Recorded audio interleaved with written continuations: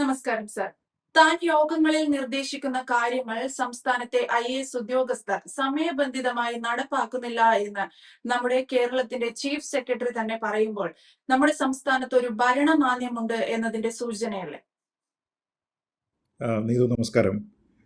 വളരെ ഗുരുതരമായിട്ടുള്ള ഒരു പ്രശ്നമാണിത്. കാരണം മുഖ്യമന്ത്രി തന്നെ ഇവിടെ പറയുകയാണ്, താൻ പങ്കെടുക്കുന്ന പല യോഗങ്ങളിലും പല കാര്യങ്ങളും നിർദ്ദേശിക്കുന്നുണ്ട്, പല തീരുമാനങ്ങളും എടുക്കുന്നുണ്ട്.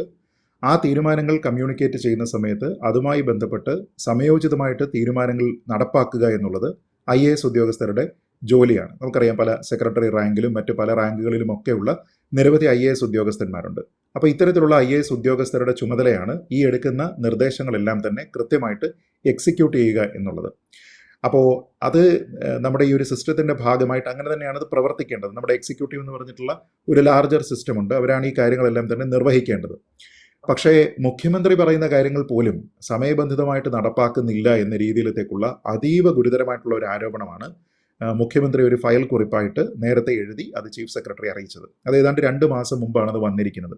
അപ്പോൾ അതൊരു കേവല ആരോപണം എന്ന രീതിയിലത്തേക്കല്ല, അതൊരു സ്റ്റേറ്റ്മെൻറ്റ് എന്ന രീതിയിലത്തേക്ക്, അദ്ദേഹത്തിൻ്റെ ഒരു ഒപ്പീനിയൻ എന്ന രീതിയിലത്തേക്കാണ് നമ്മളതിനെ മനസ്സിലാക്കേണ്ടത്. അതായത് ഒരുപക്ഷെ അദ്ദേഹം എടുത്തിരിക്കുന്ന നിരവധിയായിട്ടുള്ള തീരുമാനങ്ങളുണ്ടായിരിക്കും. ഇതൊക്കെ തന്നെ ഒരുപക്ഷെ പെട്ടെന്ന് നടപ്പാക്കുന്നതിന് വേണ്ടിയിട്ട്, അല്ലെങ്കിൽ അത് ടൈം ബൗണ്ടായിട്ട് നടപ്പാക്കുന്നതിന് വേണ്ടിയിട്ടുള്ള നിർദ്ദേശങ്ങൾ ഇതിലുണ്ടായിരിക്കും. പക്ഷേ അതിൻ്റെ പിന്നീട് ഒരു സ്റ്റോക്ക് എടുക്കുന്ന സമയത്ത് ഇതിൽ പല കാര്യങ്ങളും നടപ്പാക്കിയിട്ടില്ല, അത് പല സ്ഥലങ്ങളിലായിട്ട് തടസ്സത്തിൽ കിടക്കുകയാണ് എന്നൊക്കെയുള്ള ഒരു തിരിച്ചറിവ് മുഖ്യമന്ത്രിക്ക് ഉണ്ടായിരിക്കും. അപ്പോൾ അതിൻ്റെ അർത്ഥം എന്താണ്? അതിൻ്റെ അർത്ഥം എന്ന് പറയുന്നത്, മുഖ്യമന്ത്രി പോലും ഒരു തീരുമാനം എടുത്തു കഴിഞ്ഞാൽ ആ തീരുമാനം നടപ്പാകുന്ന ഒരു സംസ്ഥാനമായിട്ട് കേരളത്തിൻ്റെ ഒരു ഭരണനിർവഹണ സംവിധാനം പ്രവർത്തിക്കുന്നില്ല എന്നാണ്. അതിനാണ് നീതു അല്പം മുമ്പ് ഉപയോഗിച്ചിരിക്കുന്ന ഭരണമാന്ദ്യം എന്ന് പറയുന്ന വാക്ക് നമ്മൾ റെപ്രസെൻ്റ് ചെയ്യുന്നത്. എന്ന് വെച്ചാൽ ഫയലിൽ മുഖ്യമന്ത്രി തന്നെ എഴുതുന്നതിനർത്ഥം കേരളത്തിൽ താൻ ഭരിക്കുന്ന സംസ്ഥാനത്ത് ഭരണമാന്ദ്യമുണ്ട് എന്ന് തന്നെയാണ്. അതിനെ ആർക്കും ഡിനൈ ചെയ്യാൻ പറ്റില്ല. കാരണം എന്തുകൊണ്ടാണ് ഭരണമാന്ദ്യം എന്ന് പറയുക? എന്താണ് ഭരണമെന്ന് പറയുന്നത്? ഭരണമെന്ന് പറയുന്നത് ജനങ്ങളുടെ കാര്യങ്ങൾ നടപ്പാക്കുന്നതിന് വേണ്ടി, പോളിസി ഇംപ്ലിമെൻറ്റേഷന് വേണ്ടി ഒരു സർക്കാർ സംവിധാനം ശ്രമിക്കുന്നു എന്നുള്ളതാണ്. അപ്പോൾ നമുക്കറിയാം, അതിൽ ഏറ്റവും പ്രധാനപ്പെട്ട ഹാൻഡ് ഇൻ ഹാൻഡായിട്ട് പ്രവർത്തിക്കുന്നത് എന്തൊക്കെയാണ്? നിയമനിർമ്മാണം നടത്തുന്ന ആൾക്കാർ, ജനപ്രതിനിധികളായിട്ടുള്ള ആൾക്കാർ, അത് എക്സിക്യൂട്ട് ചെയ്ത് നമ്മുടെ എക്സിക്യൂട്ടീവിൻ്റെ ഭാഗമായിട്ടുള്ള ഭരണനിർവഹണ സംവിധാനം. അപ്പോൾ ഇവിടെ ഒരു തീരുമാനമെടുക്കുന്നു, അത് നടപ്പാക്കാനായിട്ട് മറ്റുള്ള ആൾക്കാർക്ക് കഴിയുന്നില്ല എങ്കിൽ അതിൽ നിന്ന് ഡയറക്റ്റ്ലി നമ്മൾക്ക് ഇൻഫർ ചെയ്യാൻ കഴിയുന്ന കാര്യം, ഈ ഭരണ സംവിധാനം നടത്തുന്ന ആൾക്കാരോട് അവരെ നിയന്ത്രിക്കുന്നതിന് ഭരണകർത്താക്കൾക്ക് കാര്യമായിട്ടൊന്നും തന്നെ ഇടപെടൽ നടത്താൻ. ഇത് ഏതെങ്കിലും ഒരു വകുപ്പിനെ സംബന്ധിച്ചിട്ടുള്ള ഒരു ഒബ്സർവേഷൻ അല്ല, ഇത് ഏതെങ്കിലും ഒരു വ്യക്തിയെ സംബന്ധിച്ചിട്ടുള്ള ഒബ്സർവേഷൻ അല്ല, മറിച്ച് ഇവിടെയുള്ള സിസ്റ്റത്തിനെ മൊത്തത്തിലാണ് മുഖ്യമന്ത്രി ഈ രീതിയിൽ റെപ്രസെൻ്റ് ചെയ്യുന്നത്. ഇത് കുറച്ചുകൂടി ഗുരുതരമായിട്ടുള്ള ഒരു കാര്യമാണ്. കാരണം ഒരു മന്ത്രിയും പറയുന്ന കാര്യങ്ങൾ നടക്കുന്നില്ല എന്നും, അല്ലെങ്കിൽ മുഖ്യമന്ത്രി തന്നെ പറയുന്ന കാര്യങ്ങളൊന്നും തന്നെ നടക്കുന്നില്ല എന്നും, അതിൽ പല സെക്രട്ടറിമാരും ഈ കാര്യത്തിലൊന്നും കാര്യമായിട്ടൊന്നും ചെയ്യുന്നില്ല എന്നും ഒക്കെയുള്ള രീതിയിലത്തേക്കുള്ള കൺസേൺ അദ്ദേഹം അറിയിക്കുന്നത് ചീഫ് സെക്രട്ടറിയാണ്. കാരണം ചീഫ് സെക്രട്ടറിയാണ് എക്സിക്യൂട്ടീവിൻ്റെ ആ തരത്തിലുള്ള ഹെഡായിട്ടുള്ള പ്രവർത്തിക്കുന്നയാൾ. അപ്പോൾ നമ്മളൊന്ന് ആലോചിച്ച് നോക്കുക, നമ്മുടെ നാട്ടിൽ ചീഫ് സെക്രട്ടറി ഉൾപ്പെടെ എന്തൊക്കെ വിഷയങ്ങളിലാണ് ഉൾപ്പെട്ടിട്ടുള്ളത്. ഈ ചീഫ് സെക്രട്ടറിയുമായി ബന്ധപ്പെട്ട് തന്നെ നമ്മുടെ നാട്ടിൽ ഈ അടുത്ത കാലത്ത് ചർച്ച ചെയ്യപ്പെട്ടിട്ടുള്ള പ്രധാനപ്പെട്ട വിഷയങ്ങൾ എന്തൊക്കെയാണെന്ന് ആലോചിച്ച് നോക്കൂ. ഒന്ന്, സ്കിൻ കളറുമായി ബന്ധപ്പെട്ട ഒരു വിവാദമാണ്. ആരോ നടത്തിയിരിക്കുന്ന ഒരു പരാമർശത്തിൻ്റെ പേരിൽ നമ്മുടെ നാട്ടിലുള്ള മന്ത്രിമാരും മുഖ്യമന്ത്രിയും പ്രതിപക്ഷ നേതാക്കളും പ്രമുഖ രാഷ്ട്രീയ പ്രവർത്തകരും സാംസ്കാരിക പ്രവർത്തകരും എല്ലാം തന്നെ ഇങ്ങനെ ഒരു വിവേചനം ഇവിടെ ഉണ്ടാകാൻ പാടില്ല എന്ന രീതിയിലത്തേക്കൊക്കെ പറയുന്നു. ശരിയാണ്, സ്കിന്നിൻ്റെ പേരിൽ ഒരാളിനെയും ഒരു 2ാം തരക്കാരനായിട്ടോ തരക്കാരിയായിട്ടോ കാണാൻ പാടില്ല. അതിൻ്റെ പേരിലുള്ള ഒരു ഇത്തരത്തിലുള്ള റിമാർക്സും ഉണ്ടാകാൻ പാടില്ല എന്ന കാര്യത്തിൽ തർക്കമില്ല. പക്ഷേ ഈ രീതിയിലത്തേക്ക് ഉണ്ടാക്കുന്ന കേരളത്തിൻ്റെ പൊതുബോധ്യം എന്താണ്? പൊതുബോധ്യം അങ്ങും ഇങ്ങുമൊക്കെ തന്നെ സ്കിൻ റിലേറ്റഡ് ആയിട്ടുള്ള പരാമർശങ്ങൾ, ജാതീയമായിട്ടുള്ള പരാമർശങ്ങളൊക്കെ തന്നെ ഉണ്ടാകുന്നുണ്ടായിരിക്കാം. പക്ഷേ ജനറലി നമ്മൾ ആ കാലത്തിൽ നിന്നൊക്കെ തന്നെ കൂടുതൽ മുന്നോട്ട് വന്നിട്ടുണ്ട്.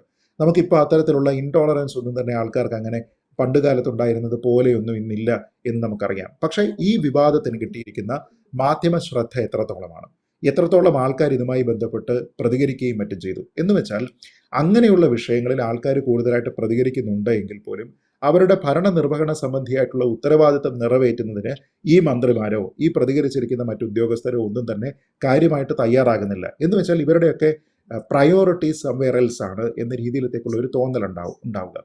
അതേപോലെ തന്നെ ഈ എക്സിക്യൂട്ടീവിൻ്റെ ഭാഗമായിട്ടുള്ള പല ആൾക്കാരും നമുക്ക് തന്നെ അറിയാം. N. പ്രശാന്ത് IAS, അദ്ദേഹവുമായി ബന്ധപ്പെട്ട ഒരു പ്രശ്നം ഇവിടെ ഉണ്ടാകുന്നു.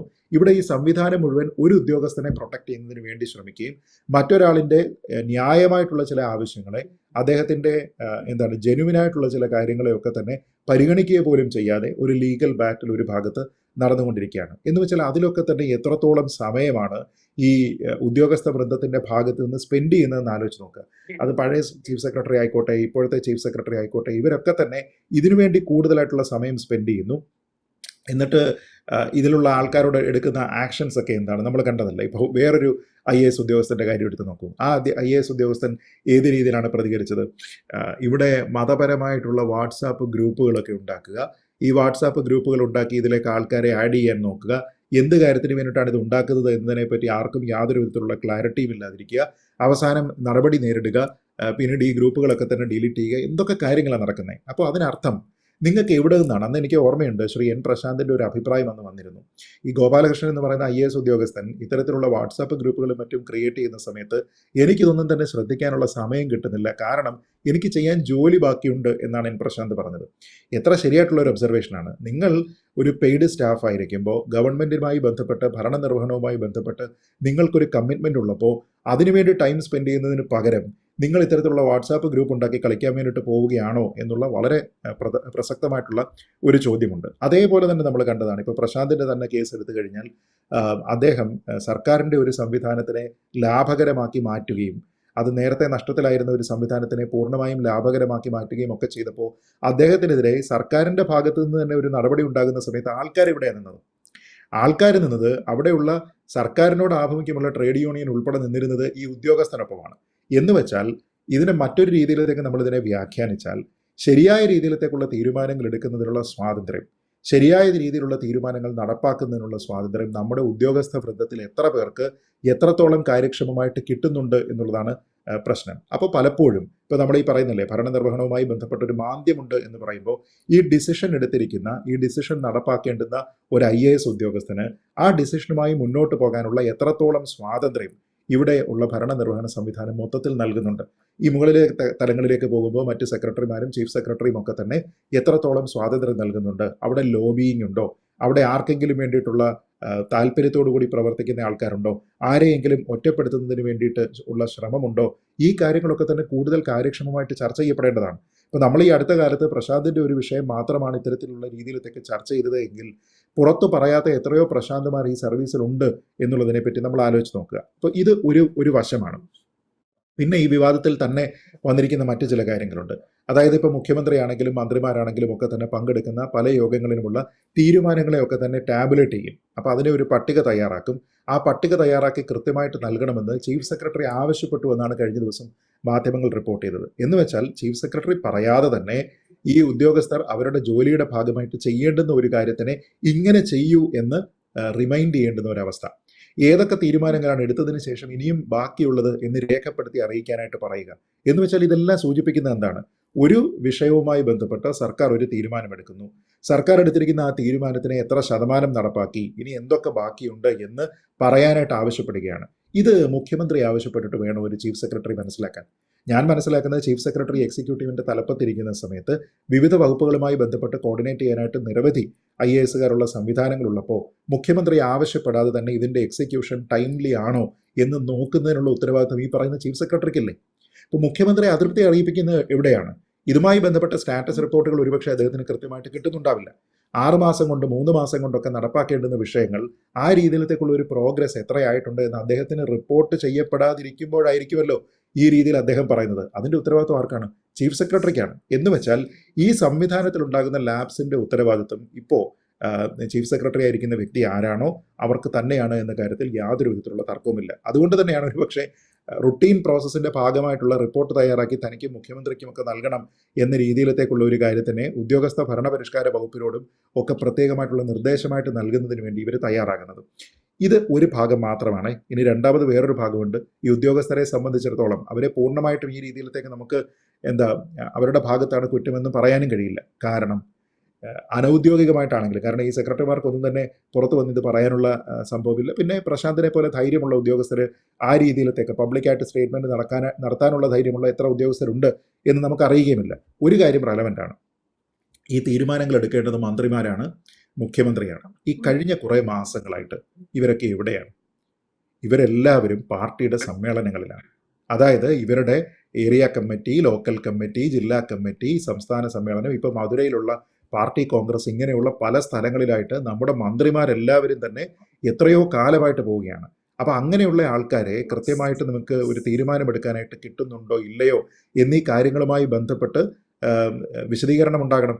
അപ്പോൾ ആ വിശദീകരണം ഒരുപക്ഷെ ചീഫ് സെക്രട്ടറിക്ക്, മുഖ്യമന്ത്രിക്ക് നൽകാൻ കഴിയും. സാർ, തീരുമാനമെടുത്തിട്ടുണ്ട്, പക്ഷേ ഞങ്ങൾ കൺസേൺഡ് ആൾക്കാരെ കാണാൻ ശ്രമിക്കുന്ന സമയത്ത് അവരാരും തന്നെ അവൈലബിൾ അല്ല എന്നുള്ള ഒരു പ്രശ്നമുണ്ട്. അപ്പോൾ ഈ രണ്ട് ഭാഗത്തും ഇതിൻ്റെതായിട്ടുള്ള ബുദ്ധിമുട്ടുകളുണ്ട്. പക്ഷേ ഇതിൻ്റെ ആകെത്തുകയിൽ നമ്മൾ മനസ്സിലാക്കുന്നത് എന്താണ്? പാർട്ടിയുടെ സമ്മേളനം പാർട്ടിക്ക് റെലവൻ്റ് ആയിരിക്കും, പക്ഷേ പൊതുജനത്തിനെ സംബന്ധിച്ചിടത്തോളം റെലവൻ്റ് അല്ല. തീരുമാനമെടുത്ത് നടപ്പാക്കുക എന്ന് പറയുന്നതിനുള്ള ഒരു ഫ്രീ ഹാൻഡ് ഉദ്യോഗസ്ഥർക്ക് നൽകുന്നുണ്ടോ എന്നുള്ളത് ഭരണ സംവിധാനത്തിൻ്റെ ഹെഡേക്കാണ്. പക്ഷേ സാധാരണക്കാരെ സംബന്ധിച്ചിടത്തോളം എടുക്കുന്ന തീരുമാനങ്ങൾ നടപ്പാക്കുക എന്നുള്ളത് പ്രധാനമാണ്. ചുരുക്കി പറഞ്ഞാൽ ഞാൻ മനസ്സിലാക്കുന്നത് മന്ത്രിമാരൊക്കെ തന്നെ പാർട്ടി വേദികളിലാണ്, കൃത്യസമയത്ത് തീരുമാനമെടുക്കാൻ കഴിയുന്നില്ല. സംസ്ഥാനത്ത് ഒരു ഭരണ പ്രതിസന്ധി അല്ലെങ്കിൽ ഭരണമാന്ദ്യം നിലവിലുണ്ട് എന്ന് സർക്കാർ സംവിധാനത്തിൻ്റെ ഭാഗമായിട്ടുള്ള ആൾക്കാർ തന്നെ കൺഫേം ചെയ്യുന്നതിന് തുല്യമായിട്ടുള്ള ഒരു നടപടിയാണ് ഇപ്പോൾ വന്നിരിക്കുന്നത്. യെസ്, വ്യക്തമാണ്.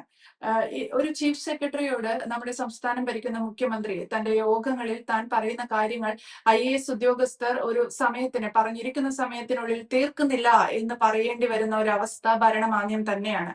അതിന് ഇവർ ഈ പറയുന്ന പാർട്ടി സമ്മേളനങ്ങൾ വിട്ട് വേഗം എത്രയും പെട്ടെന്ന് സംസ്ഥാനത്ത് തിരിച്ചെത്തുക, പ്രശ്നം പരിഹരിക്കുക എന്നുള്ളത്. Thank you sir. കൂടുതൽ വാർത്തകളും വിശേഷങ്ങളും നിങ്ങളിലേക്ക് എത്താൻ ABC മലയാളം സബ്സ്ക്രൈബ് ചെയ്യുക, ബെൽ ബട്ടണും അമർത്തുക.